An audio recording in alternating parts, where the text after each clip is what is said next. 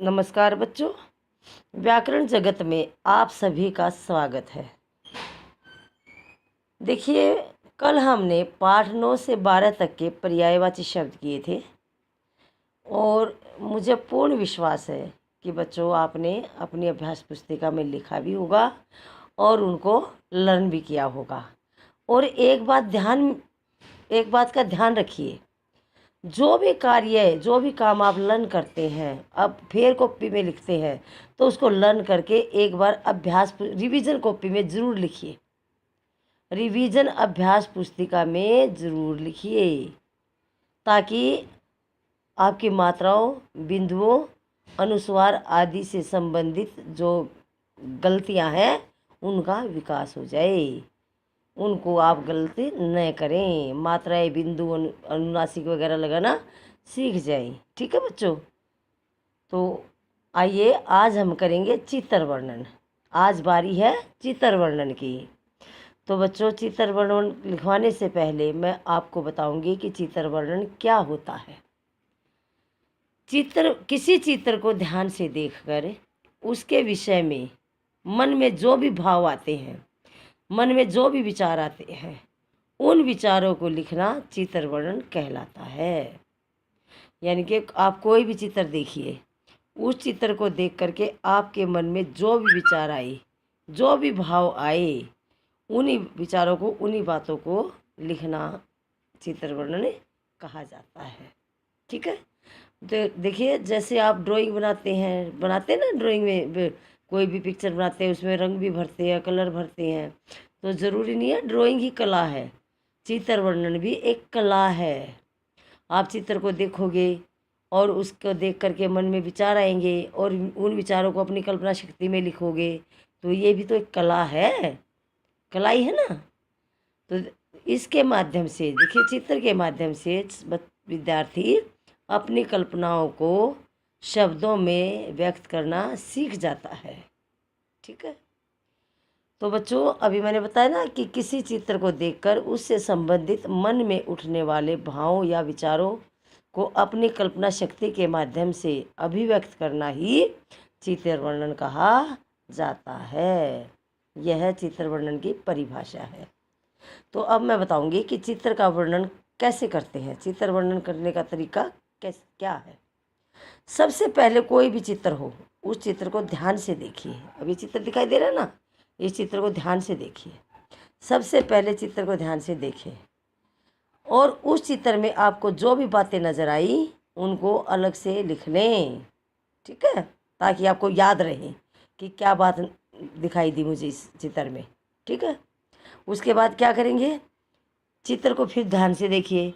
यदि चित्र में व्यक्ति दिखाई दे रहे हैं, जैसे व्यक्ति नज़र आ रहे हैं ना, ये बैठे इसमें सारे, कितने सारे, तो उन व्यक्तियों के चेहरे को देखिए, उन व्यक्तियों के चेहरों पर के भाव कैसे हैं, यानी कि उनके चेहरों पर क्या नज़र आ रहा है, वह दुखी नज़र आ रहे हैं या वे खुश नज़र आ रहे हैं, उनके चेहरों पर दुख है या खुशी है, तो उनके चेहरों को देखकर उन भावनाओं को व्यक्त करना चाहिए, उनके बारे में लिखना चाहिए कि ये खुश हैं, ये खुश नज़र आ रहे हैं, और ये इनके चेहरों पर दुख दिखाई दे रहा है तो ये दुखी है।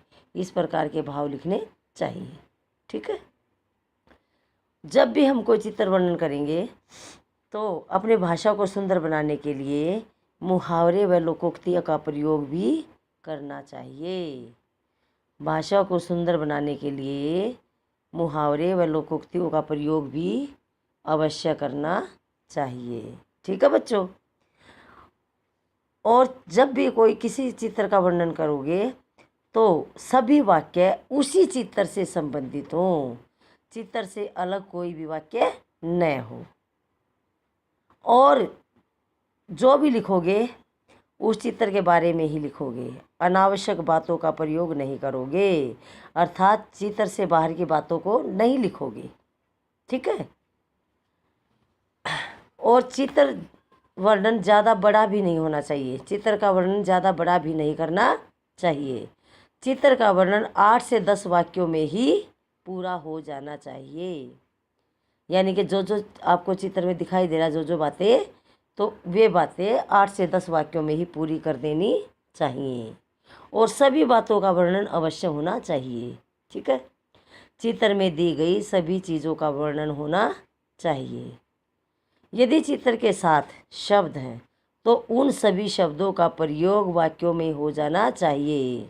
कई बार शब्द भी दे देते हैं ना चित्र वर्णन के साथ, इन शब्दों की सहायता से चित्र का वर्णन कीजिए, तो उन शब्दों का वाक्यों में प्रयोग करके ही चित्र वर्णन करना चाहिए। और बच्चों, एक बात और ध्यान में रखने योग्य है, जब भी चित्र का वर्णन करोगे तो चित्र का वर्णन हमेशा वर्तमान समय में ही होना चाहिए।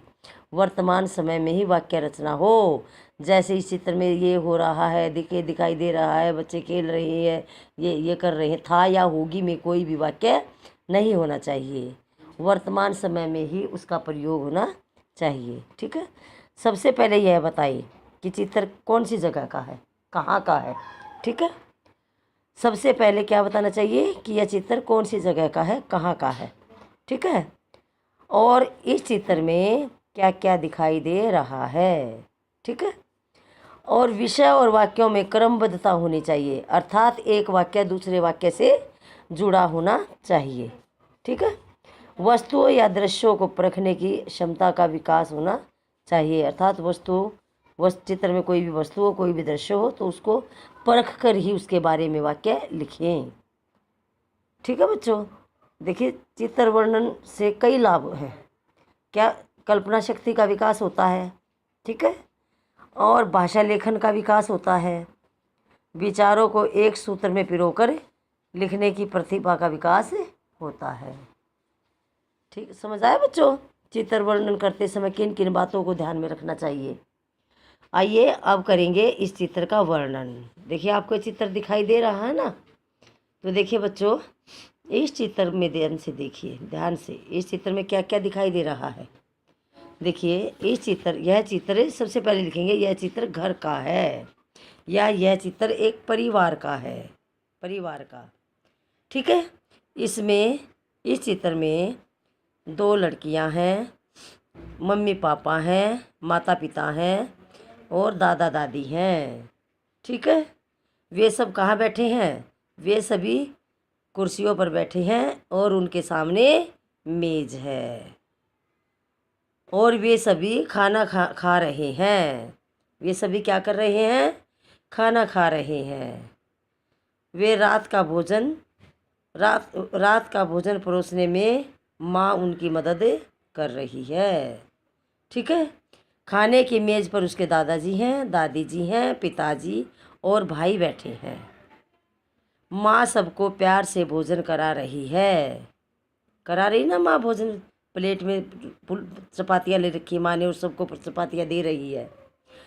और काम वाली या नौकरानी रसोई घर में गरम गरम चपातियाँ सेक रही है, बना रही ना, ये दिखाई दे रही ना, नौकरानी काम वाली खाना बना रही है। माँ ने आज सबके पसंद का भोजन बनाया है। ठीक है बच्चों, तो इस प्रकार से हमें चित्र का वर्णन करना चाहिए। अब और क्या नज़र आ रहा है, इस चित्र में दीवार पर एक तस्वीर भी टंगी है। यह तस्वीर बहुत सुंदर है और इसमें दीवार पर एक घड़ी भी है। घड़ी में 9 बज चुके हैं, अर्थात यह चित्र के साथ रात के समय का है। 9 बज चुके हैं और परिवार के सभी सदस्य खाना खा रहे हैं। ठीक है बच्चों, और सबसे आखिर में क्या लिखना होता है, शिक्षा, कि यह चित्र देखकर हमें क्या शिक्षा मिली। और आप बच्चों एक बहुत गलतियाँ करते हैं, आप लिखते हैं यह चित्र बहुत सुंदर है, यह चित्र बहुत सुंदर है। ज़रूरी है सारे चित्र सुंदर हों, कोई चित्र परेशानी का भी होता है, दुख का भी होता है, कई चित्र लोग परेशान भी दिखाई देते हैं, लड़ाई झगड़े का भी होता है। तो यह चित्र बहुत सुंदर है, ये पंक्ति हमें नहीं लिखनी चाहिए।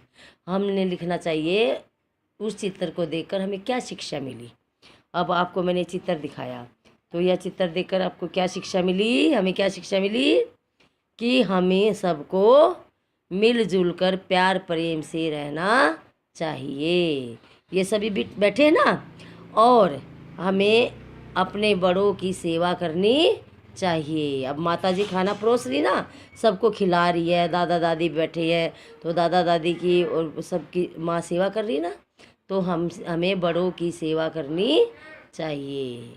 ठीक है बच्चों, तो देखिए ये था हमारा चित्र वर्णन, और मैं अब इसको PDF में भेज रही हूँ।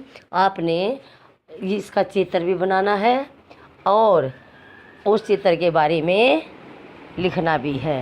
तो आज का हमारा यही काम है। धन्यवाद। शुभ दिन।